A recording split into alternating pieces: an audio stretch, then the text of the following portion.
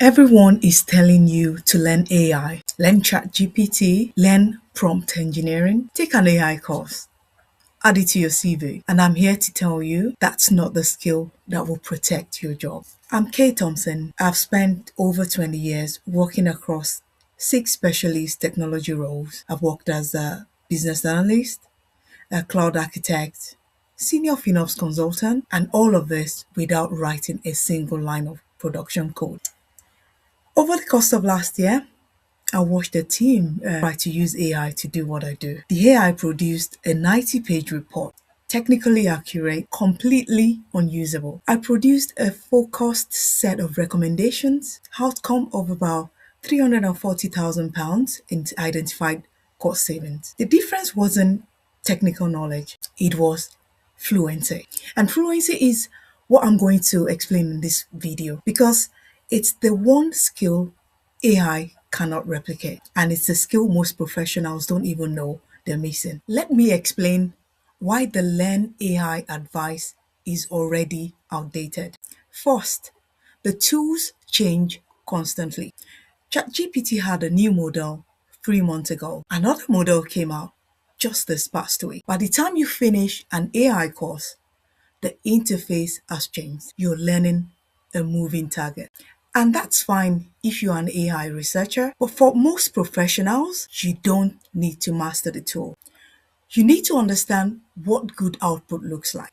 In 2023, knowing how to use ChatGPT was differentiating, but in 2026, it's on every CV. It means nothing. It's like saying you're proficient in Microsoft Word. Well, congratulations. So is everyone else. But here is the bigger problem. AI is making workplaces more technical, not less. On the left-hand side, you have what you're being told. Learn the tools, take the courses, add AI to your skill set. On the right, what's actually happening? The tools expire. Knowing prompts doesn't mean you understand what the AI is producing or whether it's useful. And the biggest one, everyone now has the same line on their CV, experienced with AI tools. That tells me nothing about whether you can actually use those tools to solve a real problem. So, if AI skills aren't the answer, what is? Here's what most people miss. The more AI gets integrated into organizations, the more you will need people who can translate between the technical and the human. Look at this diagram. More AI in organizations creates more technical complexity. Systems talking to systems, APIs connecting platforms, data flowing between tools, and that complexity creates a gap. Engineers understand the systems. Business stakeholders, on the other hand, understand the outcomes they need. But very few people can translate between the two. That translation layer, that's fluency. And AI cannot do it. Let me give you a real example. Sometime in 2025, a team I was working with used an AI tool to analyze a cloud environment and generate cost optimization recommendations. The AI output was 90 pages long. It referenced the right services, the right metrics, the right frameworks. It looked incredibly impressive, but it was completely unusable. Why? Because the AI had no understanding of the organization. It didn't know which workloads were business critical. It didn't know which teams had capacity for change. It didn't know which recommendations would create more problems than they solve. It gave technically correct answers to the wrong questions. I reviewed the same environment. I applied my 20 years of context, cloud architecture, FinOps, program management, stakeholder dynamics. I produced a focused set of prioritized recommendations that the teams could actually implement. The outcome of that was £340,000 in identified savings. That wasn't superior technical knowledge, that was fluency. Understanding how technical decisions connect to business outcomes, team capacity, and organizational reality. The AI gave the right answer to the wrong question. I gave the right answer to the question that actually mattered. And this is the skill organizations are desperate for right now. So let me define what I mean by tech fluency, because it's not coding and it's not memorizing acronyms. Tech fluency is three things. First, vocabulary. This is understanding the language, not just knowing what API stands for, but knowing what it means when someone says the API is rate limiting our request. You don't need to fix it. You need to understand what the problem is and what it means for the timeline. Second, context. Seeing how the pieces connect. That's context. When an engineer says, we need to refactor the code base, fluency means you understand that that's not just a technical decision. It's a trade-off between speed and stability. It's a conversation about risk, timeline, and business priority. You can't make that decision as a non-technical professional if you don't understand what refactoring actually means. Third is confidence. Being in the room when the conversation gets technical. This is the one that matters most, because most capable professionals don't lack intelligence, they lack the confidence to contribute when the language shifts. I sat silent in technical meetings for years, not because I was behind, because I didn't have the vocabulary yet. I would hear dependency or integration or scalability, and I would nod along, taking notes and follow up privately with someone who could translate. That was my workaround for years. What changed wasn't a course, it was accumulation. Moving across roles, asking better questions, building a mental model over time. And once I had fluency, everything shifted. I could challenge technical decisions. I could ask questions that exposed risks. I could translate between engineering and business, and that made me significantly more valuable than someone who could just write code. Because organizations have plenty of people who can build. What they consistently lack are people who can bridge. So let me make this concrete. What does this look like in practice?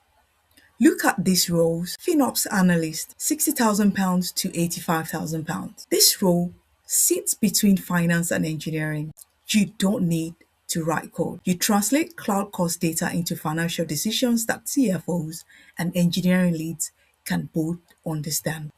Fluency is the entire job. The next one is technical program manager, which is about £70,000 to £95,000 in annual salary. You're not building the product, you're coordinating technical teams, understanding their dependencies, translating timelines and risks for executives. If you can't follow a technical conversation, then you can't do this job. Then we have solution architects, earning about £75,000 to £110,000. You design systems that connect business needs to technical capability. You need to understand what's technically possible and what the business actually needs. That's fluency. IT business analyst, you can earn about £55,000 to £75,000. Here, you gather requirements from non-technical stakeholders and translate them into specifications that developers can build from. If you don't understand both languages, this role doesn't work. Next is cloud migration analyst. With this, you can earn between £65,000 to £90,000.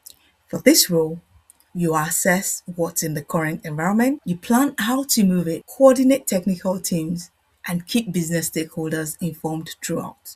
This is end-to-end translation work. Notice the pattern. None of these roles require you to write code. All of them require you to be fluent in technology, and all of them are paid well because organizations are desperate for people who can bridge the gap. Here's the thing most people miss. These roles are more secure than many technical roles. Why? Because AI can write code. However, AI cannot sit in a room with five stakeholders, understand the subtext, read the power dynamics, translate what the CTO said into something the CFO can act on. That requires human judgment, context, and fluency.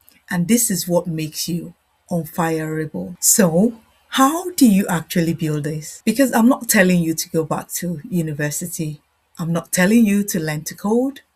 I'm telling you to become fluent. And fluency is learnable.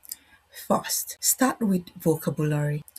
There are about 200 to 300 core technical terms that appear in almost every professional environment. API, cloud, migration, integration, scalability, technical debt, dependency, the list goes on. Learn what these actually mean. Not the textbook definition, but the practical definition of these terms. What does it mean when someone says we have technical debt in a meeting?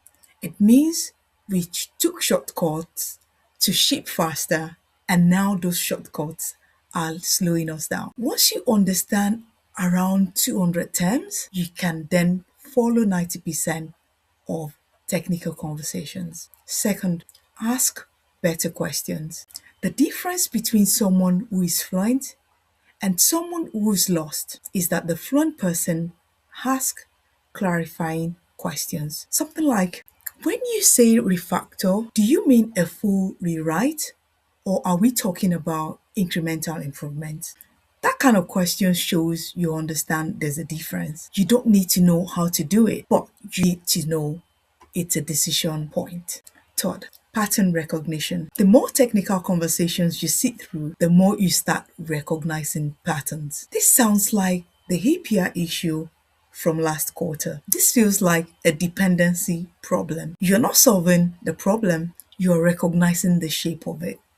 And that's fluency. It took me 20 years to build this the slow way. I'm building BeUpwardly.Tech so you don't have to. Here is what I want you to take away from this.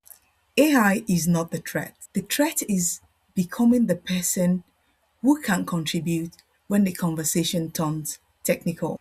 Because every role is becoming a tech role. Finance, operations, marketing, healthcare, government, all of it runs on system now. And the professionals who can operate confidently in that environment, those are the ones who stay employed, get promoted, and don't worry about being replaced. AI skills with date, fluency compounds.